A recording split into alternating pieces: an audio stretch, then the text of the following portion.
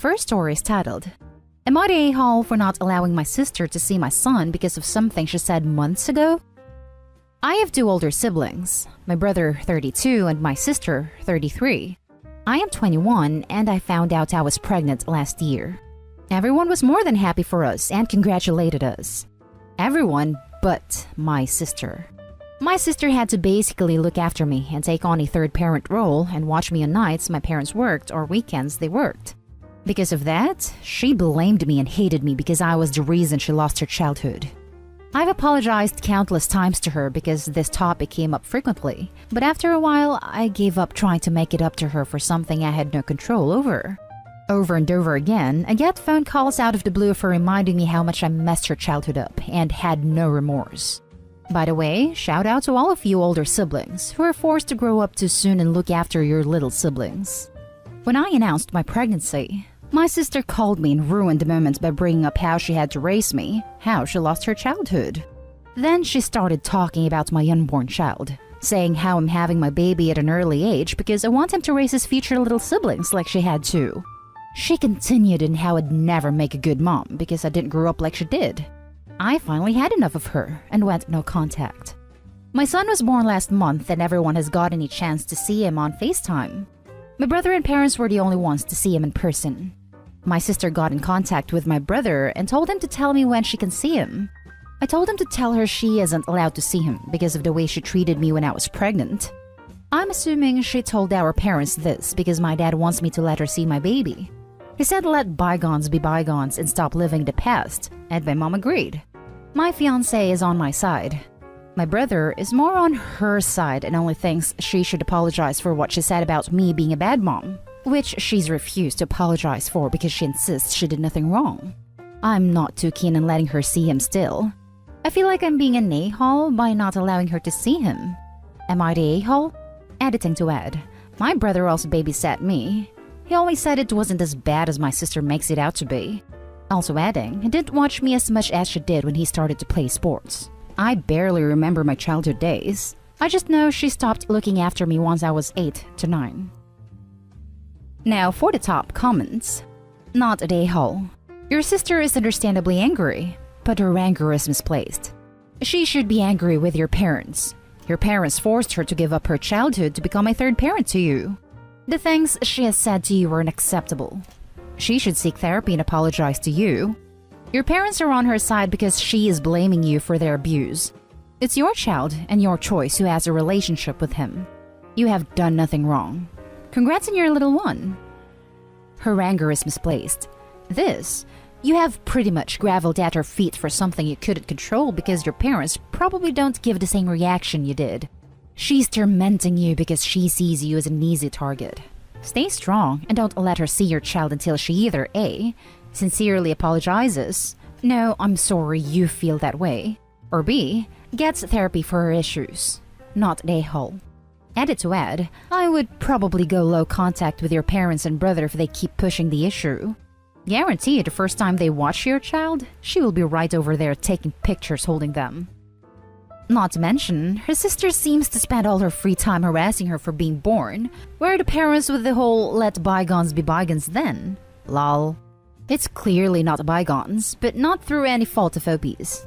I agree that parentification is abused as much as anyone, but she's seriously barking up the wrong tree, and her goal seems to be merely bullying OP and making her feel guilty for being born. I don't know what else she hopes to accomplish with all this nonsense. Not the a-hole. Your parents say, let bygones be bygones? They should tell that to your sister, not to you. This. Why are they giving free pass for OP's sister when was angry because OP stole her childhood that was years ago? Even though the parents were the one that parentified the sister. But when OP is angry at her sister for what she said, the parents are like, oh OP, you should just be forgiving about. Terrible parenting. Also, the audacity of the sister for saying she did nothing wrong after harassing OP non-stop. Not the a-hole, OP. Not the a-hole. Let me say it out loud, OP. You are not responsible for ruining her childhood. Your parents are. You are doing the right thing when you don't allow her to see your baby. You are a mother who is protecting her child. Your sister definitely has issues that she should deal with therapy and confrontation with your parents. She wrongly blames all of her issues, anger, resentment, and frustration onto you. Plus, she didn't apologize to you. She thought she was right. So if you allow her again in your life, her behavior toward you won't change at all. Focus on your family and keep people who are supporting you with only positive thoughts/attitude.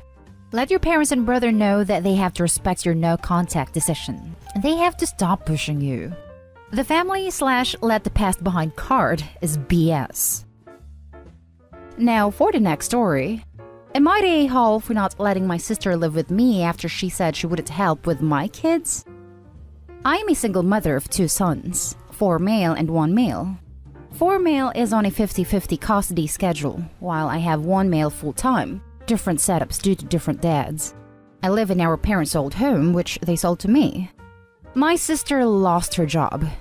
She's asked if I'd let her live with me in her old room, starting in March and continuing until she finds a new job and her own place. She would be willing to contribute financially, but due to her current lack of income, it won't be much. The alternative is sleeping in our parents' sofa in their new house. My sister said she felt bad about not contributing, so I said, well, if you want to help out, I could use a hand. She asked what I needed, and I threw out the first thing I thought of, which is taking 4-year-old to his dad's place. It's not hard, but it's time-consuming, so if she wanted to drive him there, that would really help me. She said no, and asked if there was anything else. I said I have a childminder come here for a couple hours on Friday while I run errands, so if she wanted to take over for that, it would save me some money. And she again said no, saying she wanted as little to do with the boys as possible. I then said she can't have no interaction with my kids at all. They live here, and she said that she doesn't like kids, so she doesn't want to deal with them. I asked her what she'd do if there was an emergency and I needed her to do something child-related as one-off, and she said that clearly that wouldn't be an issue because I've been doing fine by myself so far, and that my girlfriend, ex, or our parents could help. I then said that as none of those people live with me, I would like to know that in an emergency I could rely on her as she would be the other adult in the house, particularly as 4-year-old has been to A&D a few times recently. I made clear that I wouldn't take the piss. But in an emergency situation, I need to know that she'd help me. She said that I could rely on her, just not for kid stuff. I then said I'm not sure living together is the best idea, and suggested she talk to our parents again about taking their sofa. She asked if this was because of the kids, and I said it was. She said that I was unreasonable, as I wouldn't expect this from any other roommate, but that I was being an a-hole over a hypothetical scenario which could very easily never happen, and that I have plenty of support in the form of my ex, parents, and girlfriend, so I don't need extra help from her, and that it's selfish of me to ask and deny her use of her old room over it. I said it's my guest room, and I need to know that if she's living with me, I can rely on her in a crisis. She said it's not her job to parent my kids. And I said it's also not her job to hate kids so much that she wouldn't help with her own nephews while living with them. Am I the a-hole? Now for the top comments. She said that it was unreasonable as I wouldn't expect this from any other roommate. Yeah, because any other roommate would pay the required rent. So yeah, not the a-hole. Sister wants discounted rent and willing to pitch in with compensating responsibilities and can't even be relied upon in a family emergency. Then tries to guilt trip when OP says no. This makes sister an a-hole. If any stranger off the street tried to move in on those terms, they'd be laughed away. It's not her job to parent your kids, and it's not your job to give her a cheap or even free place to live. Not the a-hole. I think this comment is fair and balanced. Also, if it was a stranger off the street, OP wouldn't let them move in because of her kids. Not the a-hole. Not the a-hole. Any other roommates would be paying you full rent, their share of utilities, and pay for their own food. Unless she's willing to do that, she can't claim any other roommate status. And on top of that, I doubt she even wants a roommate. The next story is titled, Am I the a-hole for refusing to just skip a day of my commitment to 20,000 steps a day just to prove something to my sister-in-law? 5 years ago, I made a commitment to get at least 20,000 steps every day, and I've stuck to it every day. It hasn't been easy, but it's something that really felt important to me. I was fat and stuck in a very sedentary lifestyle and mindset. Making the commitment forced me to get off my butt, taking long walks and then picking up running, and overall being mindful of no longer being a lazy person. I've slimmed down, and I'm overall much happier and healthier than I was, physically and especially mentally. Other side effects are that my home is cleaner, I know more of my neighbors, I've seen a lot of great street art, etc. It's not something that really impacts my day beyond making sure I have the time, but for some reason, it really pisses my sister-in-law off. I don't make a big deal yelling, "Gotta get my steps in every day. Hey everyone, my steps, getting them," or anything. We were at the park with her kids. She asked me if I was still doing that silly step thing, and I said yeah. I felt pretty good about it. She said that she worries about me and how obsessive I am about it. I told her that I don't think I'm obsessive, that it's just part of my daily routine, like taking a shower or cleaning up. Well, she got all weird and started saying, "I bet you can't give it up for just one day. Just one day. See, you're addicted. It's an obsession. It's unhealthy." I told her that I'm not addicted. Again, the same way I'm not addicted to taking a shower or brushing my teeth. It's just a part of my lifestyle now. That I'm not going to give up and break my streak just to prove a point. That would be ridiculous. I suggested maybe she could join me and try it for a few days, and she went off saying that I was calling her fat. She went around pestering everyone in the family to challenge myself by taking a day off. She switched her tune, and is now trying to guilt me by telling me it's setting a bad, unrealistic expectation for my nieces and nephews. I think that's ridiculous, and obviously if I'm doing it, it's not unrealistic. Her biggest complaint is that, for the past few holiday meals we've had together, I make a big show of getting up and taking a walk afterwards, like I'm trying to prove something to someone. I told her that's pretty common, and that some families go on runs together in the morning for Thanksgiving or take a hike. She told me that I was effectively shaming everyone because they wanted to relax. I think that's ridiculous, but she insists that it's insulting to everyone and makes me an obsessed a-hole. Am I the a-hole? I think it's worth adding that my sister-in-law isn't fat. At least I don't see her as fat or overweight or anything. Also, I don't have an eating disorder and I'm not replacing one addiction with another, so please stop projecting that onto me. You people are trying to come up with these insane hypotheticals to try to gotcha me, because for some reason you want me to have an eating disorder. So let me clarify one last time, and I won't be acknowledging any comments insinuating that I need to reflect or whatever. I do not have an eating disorder. I do not have an exercise addiction. So now that we have that out of the way, time for the top comments. Not the a-hole. Beyond the fact that is your body and your choice, your sister-in-law needs to mind her own damn business. If anything, you're setting a good example to the kids. It's a healthy and low-impact way of exercise. Not the a-hole. You do realize you're the one who's decided to launch a full-out campaign against me, literally putting one foot in front of the other, right? I don't know what your issue here is, but I refuse to make it mine, so drop the subject, please. If she won't, then just reiterate that you're not discussing this with her, and block/mute/make alternate socializing plans, or be prepared to leave if she starts in as necessary. This is 100% about her insecurities, which is why she is accusing you of doing this to judge others, rather than because it is good for you. Not the a-hole. She got all weird and started saying, "I bet you can't give it up for just one day. Just one day. See? You're addicted. It's an obsession. It's unhealthy. Maybe she should go a day without drinking any fluids. I bet she can't give that up for just one day. She's addicted." Now for the last story. Am I the a-hole for not wanting my sister at my wedding? I'm a 20-year-old female from the UK who got engaged a year ago. My husband-to-be is amazing, and his family's also accepted me without any issues. The problem is my family. I grew up as the oldest, with one younger sister. We'll call her Abby. Now, whilst my parents deny it, Abby has always been the favorite. I don't fully know why, but from what I can tell, it's because she is more normal. She doesn't play video games. She doesn't watch anime. She's not nerdy, and she was popular in school.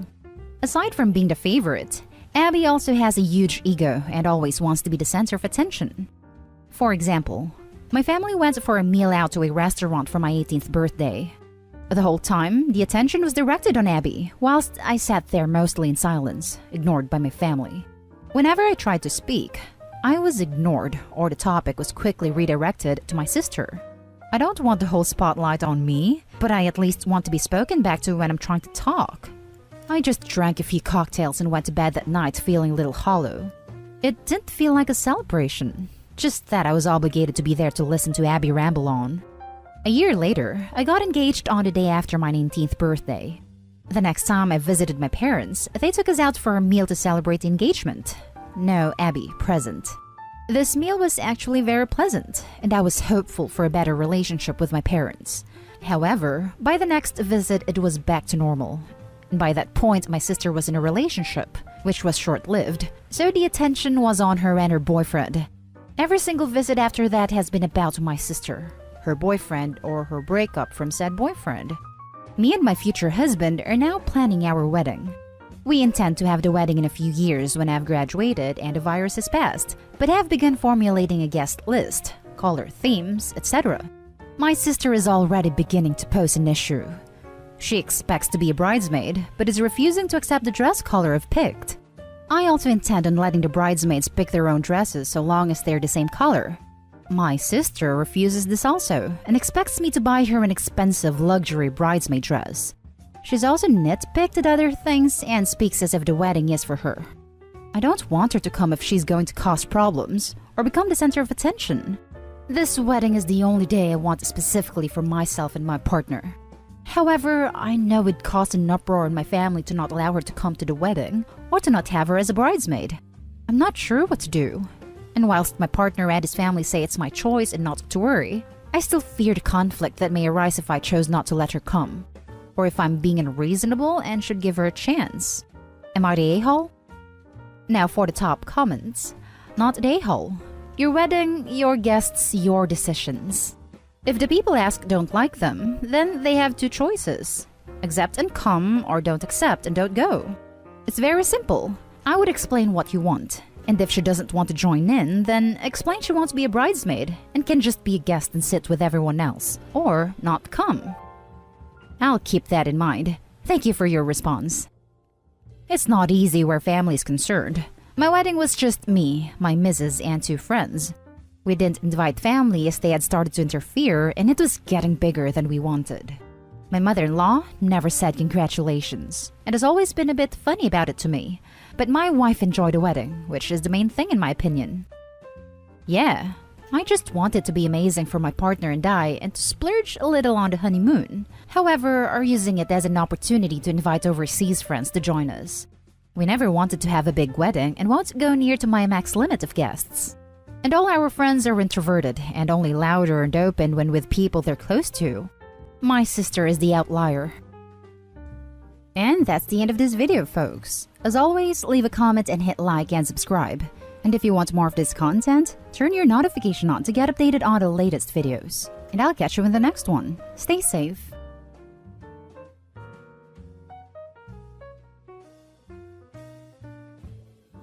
Update. Landlord opened credit cards in my name and stole my identity to fix the house I rent. I now owe $10,000, and he said he's going to file an eviction on me if I tell the police. Original post. I've been renting from a private landlord for the last 18 months at a decent rate, but the house definitely needed repairs. Back in February, several of the repairs were made, which were a long time coming, but I was alright with it finally getting done. My plan is to buy a house in January, unless I get the job I just applied for in a different city, where I'd rent for a year before buying. 2 weeks ago, I received a letter in the mail saying I owed a credit card company nearly $6,000. Since I believed it was fraudulent, I disputed the collection notice in writing, well within the 30 days it said I had. Yesterday, I got a call from a different collection agency looking to collect on a credit card debt of almost $4,000. I told them it wasn't mine, and they provided me with a little bit of information about the account. It looks like the address on it is my landlord's. This morning I was able to get a statement from the credit card company, and it looks like it was open near the end of January, and all of the charges are basically at either Lowe's or fast food places throughout February. I'm working on getting the other statement, but I suspect it'll show the same thing. When I checked my credit, Neither one of them ever showed as having a payment on them. Both addresses show as his address. It's obvious to me he opened credit cards in my name, probably using info from my rental application, and charged everything to my name to fix the house that he owns. I called him and explained that he needs to pay off the cards, and that I'm going to file an identity theft report. He admitted he opened the cards in my name, but said that I was benefiting from it, house repairs, so I couldn't file a police report. When I told him I absolutely can, he said he'd just start a 30-day eviction process. I can't have an eviction on my record. I wouldn't be able to get a mortgage for years and would probably not be able to rent again for at least 3 to 4 years. I feel like I'm stuck at this point. When I tried saying something to him over text, he just didn't respond. It's like he knows not to put anything in writing. When I spoke with a lawyer friend about it, he said the identity theft is a criminal issue, but the eviction is a civil issue, and the landlord could probably go through with it. Edit. Forgot to mention, my roommate is out of town, but I texted him about it yesterday. He said he got a weird credit alert in March, disputed it, and never heard anything else about it. He said he'd look into it when he's back on Monday. Now for the top advice before reading the update. Screw him, call the police anyways, and add his threats to the report. He fooled around, now he gets to find out. His eviction will never go through. The judge will smack the crap out of him. I hope more people learn to not confront the identity thief. A lot of this eviction talk could have been avoided if OP just went to the police, filed the appropriate paperwork with the card companies, and just shrugged if the landlord asked. You can play dumb. For all the landlord might have known, it was the credit card company, and OP may have just said they didn't charge something or have that card. Seriously, these people, family or otherwise, do not need to be told they've been found out. Just let the chips fall. What kind of lawyer is the friend? That's moronic. Yes, an eviction is civil, but it's still a court proceeding that has to be won. No landlord is going to win an eviction because they committed a crime. What would be the basis of the eviction? You can't just give a person an eviction notice because you say so. Just like a lawsuit, people say I'll sue, but truth is, anybody can file, aka try. Doesn't mean they will win. There is no basis for a successful eviction. Now, if you're on a month-to-month lease, then either one of you can give the other 30 days notice. But that isn't an eviction. That's the non-renewal of an agreement, not being evicted. Now for the update 7 months later. It's been kind of a wild ride the past few months, but it ended up working out for me. When I made the police report and disputed through the credit agencies, both accounts ended up going away. I haven't heard anything else from the collection agency either. By November, my credit score was up to 780. The landlord did exactly what he threatened to do and filed for an eviction. I was told after a couple of weeks by the police that the county was pressing charges for identity theft, as long as I still wanted to go through with it. Of course I did. I also learned he has another identity theft case against him from pretty much the same time. My eviction hearing came and went. He didn't show up, and I explained the identity theft case. The judge threw out the eviction. I ended up buying a house in January and moved out from that POS landlord's place. The reason I'm updating today is that I got a call from the prosecutor's office. He got arrested on the identity theft charge and had a new court date last month. Between his arrest and the last court date, he got arrested again for jacking off outside of a school. He then got arrested again last week for urinating inside of Walmart, in an aisle, not the bathroom. The person from the prosecutor's office said it looks like he's gone off the deep end, and they are going to push for mental health treatment and a long term of probation if I was all right with it. If he gets into any other trouble on probation, he would probably be sentenced at least to a state mental health facility, if not jail. I said I was fine with that, and they said they'd update me if they needed anything else. If the mental health treatment sticks, I'd say great. But I feel like maybe it's just a ruse to get out of having to take responsibility for what he did. What mental health disorder accounts for jacking off outside of a school? Schizophrenia, most likely. If you get a bad case of that, you're no longer in the same world as anyone else. It takes a special kind of stupid to answer, "I'm going to report you to the police," with, I'm going to do something in retaliation that compounds my crime even further. One crime at a time, folks. File, file, file. Then also tell the police about the blackmail. Keep any and all notes that he may have said, or heck, even record him and tell him that you will tell the police just to get the confession. Risky though. In court, they will lose everything, and it's their own scummy fault. Identity theft is no joke. I am certainly no lawyer, but this is what I would do. Yes, blackmail is a very big deal. Standard identity theft, ending up as psychiatric hold, was not on my bingo card. If he is faking it, I don't think this would work in his favor. It won't. I knew a guy who did it.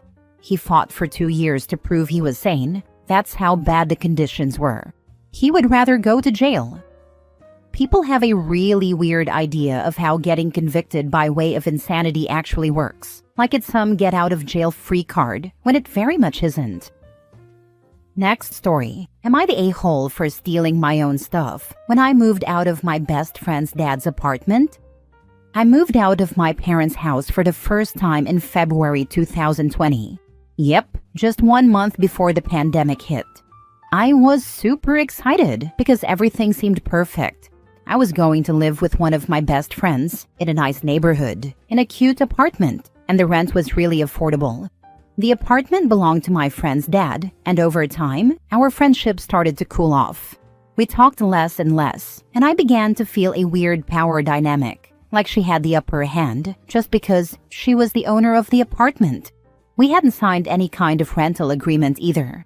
After a year, she told me she wanted to move in with her boyfriend, so we had about 3 months to leave the apartment.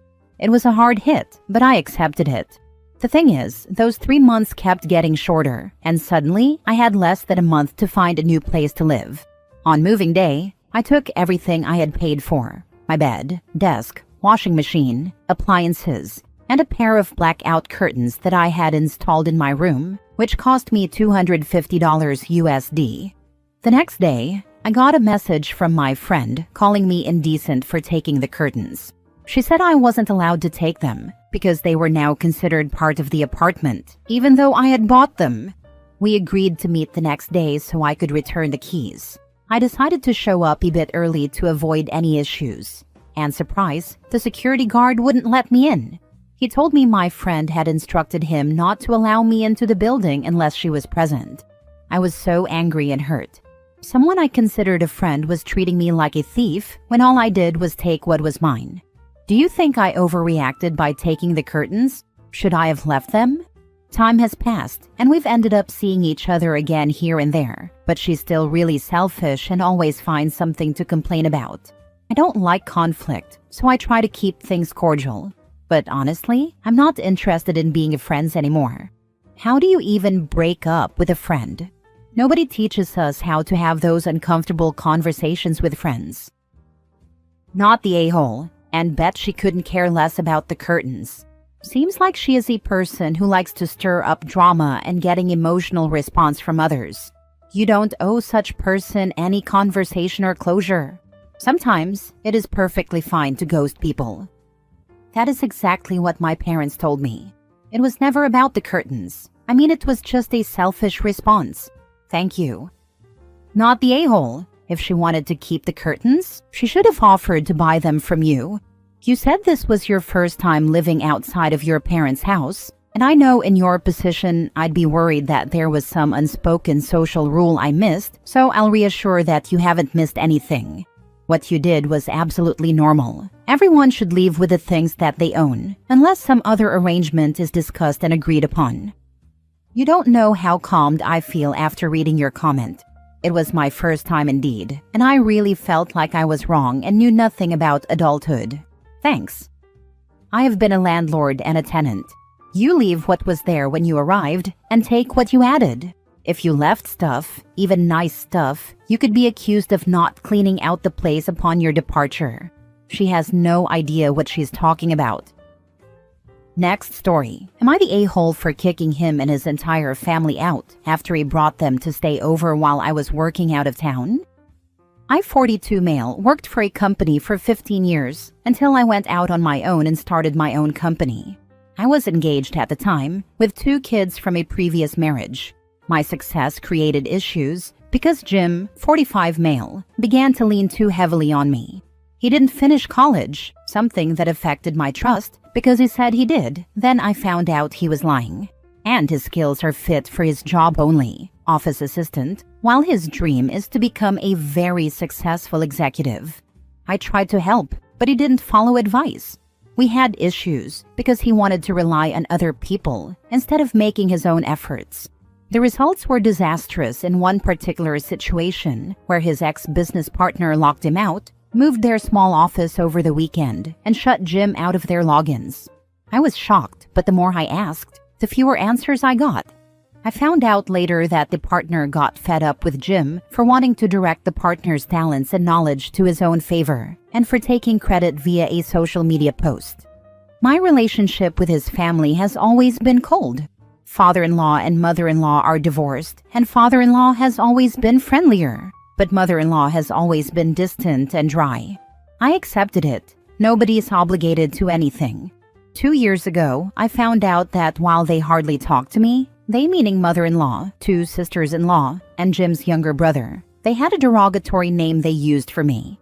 His phone had a notification, and I saw my name. I got into his phone and found a family chat where they roast people, share other things, and talk about me using my real name and a bad nickname. I confronted him and called his mom out the very next time I saw her.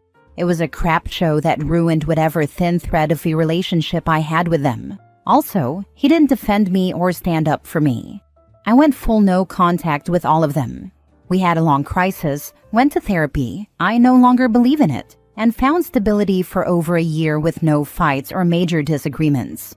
Fast forward, I rented a beautiful house with an indoor pool, portable not in ground, and a tiny space where I created a home theater. I'm now working mostly out of town for a long-term client, 3-year contract. So I moved my kids with me since my client is near my hometown area. My lease was supposed to end in June. My kids and I spend most of our time at my out-of-town property. I stayed on the lease because I still have 5 or 6 clients nearby and allowed Jim to stay over. I began to notice some things and asked him if he was having someone over, which he denied. Long story short, he broke my trust. I let him stay over, but it was just him, not his family. I showed up on a night when I said I would be out of town and found all of their cars in my driveway. They were all inside like it was their house. I made them leave immediately, and they did. I left that same night, came back a few days later, didn't go in, and they were back. I canceled my lease without telling him, paid a fine. It wasn't my first choice, but it was my best option, and had movers come take everything. I called him while he was at work and told him that his stuff would be on the front lawn. What bothers me is that he didn't take it seriously. First, he tried to turn it around and acted like he didn't do anything wrong because I never said I don't want your family here. Second, his personal property was drenched because of the afternoon rain, and his tablet got wet. His ex-brother-in-law took the kids because sister-in-law doesn't have a place of her own.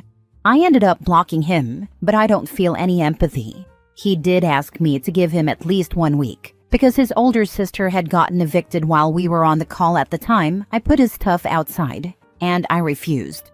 Why would I? He did everything behind my back, as always. My best friend says it's because I'm numb from so many situations, but that what I did was a bit over the top, considering there were kids involved. Am I the a-hole? Now for the top comments. Curious if he had been transparent with you, and if his family had treated you like they were decent human beings, you might have let them stay there. The irony would be delicious. They are merely reaping what they sow.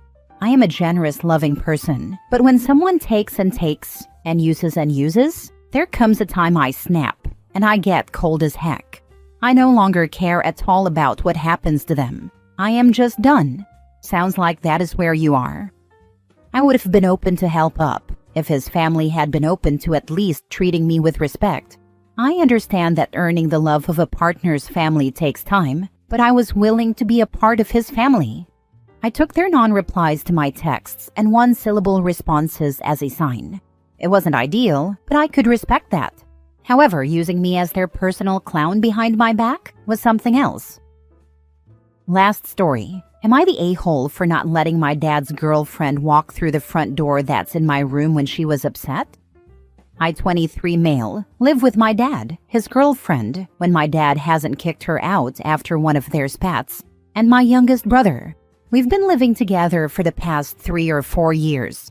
We recently moved into a new house around August of 2023, and my new room is like a mudroom, but we only use it as a bedroom for me.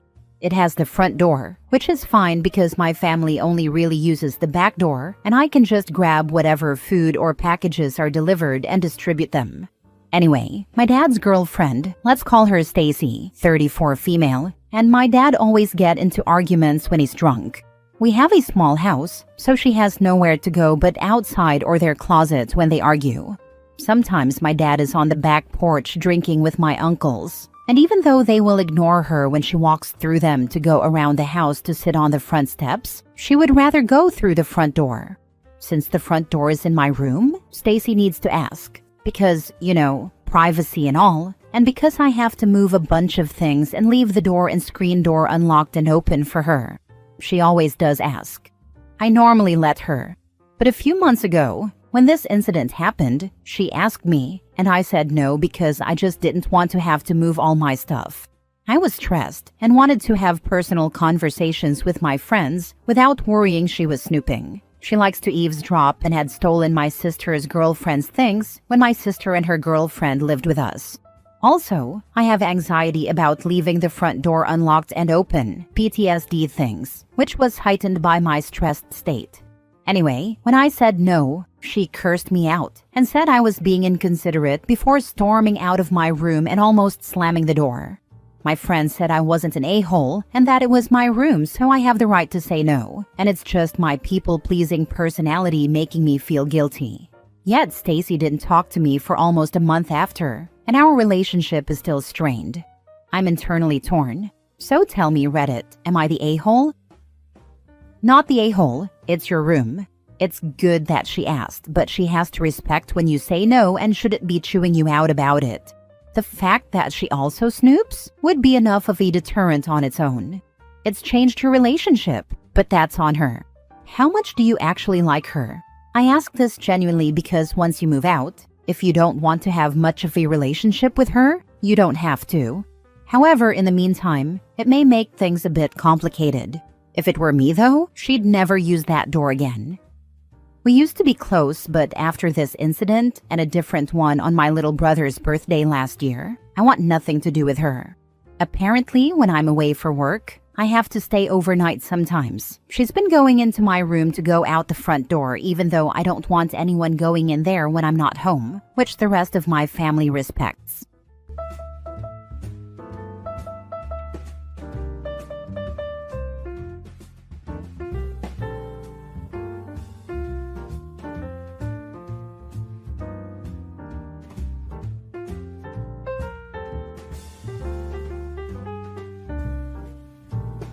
Update.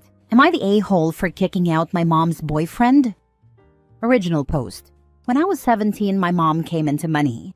She tried to keep it quiet, but she paid off my dad's debts, bought him a small house, paid off her debts, paid for my sister's college, and set up funds for mine. She had a boyfriend at the time, and shortly after, he and his son, who was 7, moved into our new house. Over the next few years, my mom bought my sister a house after she graduated college. Her boyfriend lived with us and didn't pay anything, but he did work. When I was 21, my mom was diagnosed with cancer. It wasn't good. She sat me and my sister down and went over exactly how much money there was. She intended to give her current house to me, and both my sister and I were left with a large sum at the end of it. She asked if I would allow her boyfriend to stay in the house with his son until he got his own place. I agreed. Before she died, she told her boyfriend he would need to look for his own place, but had time to save more for that journey. For the last 4 years, he has continued to reside in the house with his son. I haven't minded because we get along okay. I pay all the bills, but he does buy food for himself and his kid. He has dated off and on, and mostly kept the women out of this house, which I respected him for, until his current partner. She's been in my house 3 times, and at first, besides feeling a little uncomfortable, I was okay with her. The last time, this past weekend, was the point where I lost my cool. I was making myself some lunch when she came walking downstairs. She grabbed a plate and went to grab food out of my pan. I asked her what she thought she was doing. She started telling me how I should look for somewhere else to live, and that leeching off my dead mom's past relationship as an adult was pathetic. I hollered for my mom's old boyfriend. He came down and I told him I didn't know what his current thing thought, but I wasn't going to be disrespected in my house. He wouldn't even look me in the eyes as he mumbled something about my mom promising him the house and that he was just being kind by letting me stay. First, that isn't remotely true. Mom pulled him and me together after she asked if he could stay to set expectations. My mom met him shortly before she won the money and told him and us girls that she had no intention of leaving him money. She did set aside a fund for his son for college when he gets there, but he cannot touch it. Only his son can. He has lived in this house for almost 8 years without paying a dime. He should have plenty of money, and if he doesn't, that's on him. I told him he had 30 days to leave. I wasn't going to house someone who would lie and disrespect me in my house. He left that night with his son, but his ex-wife called to tell me I am cruel and an a-hole for her son losing his house. He is here every other week. I really feel like my mom didn't expect him to still be here, but my sister said she feels like I am breaking my promise to my mom, and that made me feel like maybe I am the a-hole. Now for the top comments before reading the updates. Not the a-hole. The critical part here is that your mom asked you to let him stay until he got his own place and to give him time to find one. In that time, instead of looking to move somewhere else, he continued to settle into life in the house, to the point where he even started bringing a new girlfriend along. He moved on, but didn't move out. Him lying to her and telling her this was his house tells you everything you need to know about his actual intentions to leave. You kicking him out wasn't abrupt. The clock had run out on your mother's kindness, and your obligation to her ended a long time ago. He was living there on generously borrowed time. OP's mom probably expected it to be a month or two, since he's working but has no living expenses, and didn't during their relationship. Not 4 years. Where the heck is his money going if he can't get his own place? He had at least 4 years to save before OP's mother passed away, plus the 4 years since then. He has only been paying for food and presumably his phone, car insurance, fuel, etc. in that time. He should have incredibly healthy savings, especially since he was living with his sister to save up before that. The mother probably thought that he'd take a month or two to grieve, spend a month or 4 looking in earnest, and be out of OP's hair within the year. If he was saving, say, $1,500 a month while the mother was alive, rent plus utilities and council tax / local equivalent on a 2-bedroom house / flat has to be at least that pretty much everywhere in what sounds like the US. That would be 1,500 times 12 times 4 equals $72,000 before she passed. The same again since then, and whatever he had beforehand. Of course, he could afford to move out straight away. Dude should have a good $150,000 minimum sitting in his bank account. That's most definitely, screw this. I'm off to a hotel to complain to people who I can tell a very slanted version of the story to. Money. If it happened exactly how you said, you're not the a-hole. If she did say he had time to save but would need to look for his own place, that means she never imagined or wanted him staying for long. So you're breaking no promises. Did she leave him any money or assets? It's totally possible that your mother would be livid if she knew her boyfriend was still living with her son after 4 years.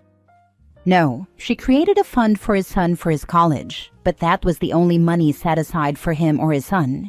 It's a generous amount, enough for 4 years at a high-dollar school.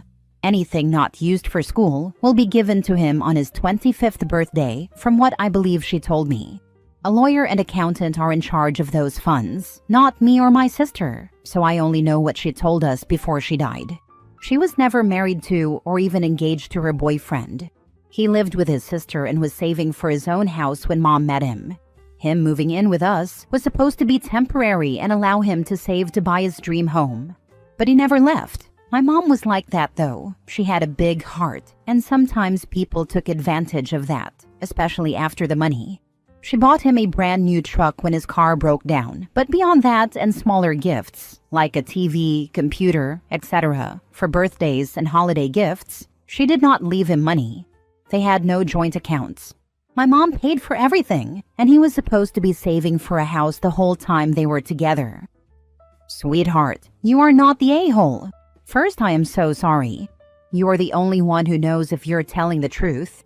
It seems very plausible to me, but if he was already saving money for a house when he met your mom, then lived 4 years with her and another 4 years with you, that man is just a loser. Is there any way your dad could come stay with you the week he moves out? The first thing you need to do is change all of the locks and get yourself some sort of security system. Please don't feel bad for making him leave. It seems to me that your mom was really smart and planned things out very carefully. Being that he had already lived with her for 4 years, I agree with the commenters who said she was probably thinking a month or two, not years. If your sister makes any more comments, then you can tell her she's welcome to let him live with her. Again, so sorry for your loss. Please make sure you're safe and take care of yourself. Thank you so much. My mom was the sweetest person, and when I was a teenager, I feel like I was a nightmare to her.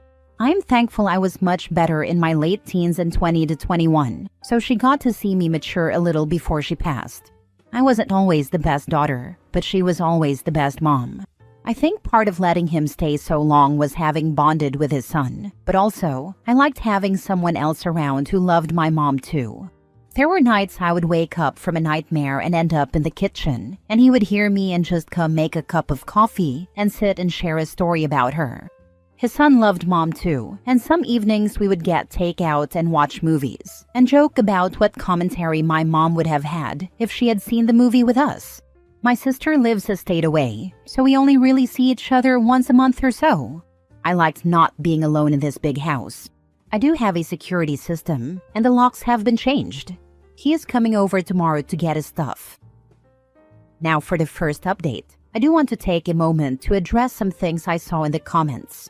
1. There are trusts set up, and neither my sister nor I have full access to the money left to us. This was done both because my sister and I were in our early 20s when my mom died, and she wanted to make sure we had some stability before we had access, and to protect us from people who may try to take advantage, especially while we were grieving. 2. I have a lawyer. He has already informed me legally about what eviction laws apply in my area, and my mom's former boyfriend will be served with formal eviction papers just to cover myself even after today. So, to the update, my dad came over this morning and brought along my cousin. I decided not to have my boyfriend over, since he doesn't know about the money side, and I wasn't trying to have the boyfriend out the situation. For easier telling, I'm going to call my mom's former boyfriend Chuck. Chuck showed up about 10 a.m. my time and talked to my dad, then asked if he could have a couple of minutes alone with me. Dad nodded, so my cousin and him went into the kitchen, and Chuck and I sat in the living room. I'll be honest, I didn't expect it to go as it did, but I am glad it did. Chuck started with an apology. I don't remember all of the words said, but the basics were, he missed my mom. He had been lonely, but not alone thanks to me and his son. He was sorry for what had happened, that he got caught up in lust and let someone else fill his head with ideas, and that he owned up to his mistakes and should have never put up with someone who would disrespect me or my mom's memory. He tried to hand me a cashier's check for $15,000. He said it wasn't much, but he wanted me to know he appreciated me and living with me, and that he wanted to pay back some of what he owed. I refused the check, both in part because I never wanted his money, but also because I didn't want to give any possible legal leg for him to stand on if this was somehow him trying to stay. I told him the first part, and told him to put it toward a house. He told me he is living with his sister, but is going to look at houses with a realtor next week.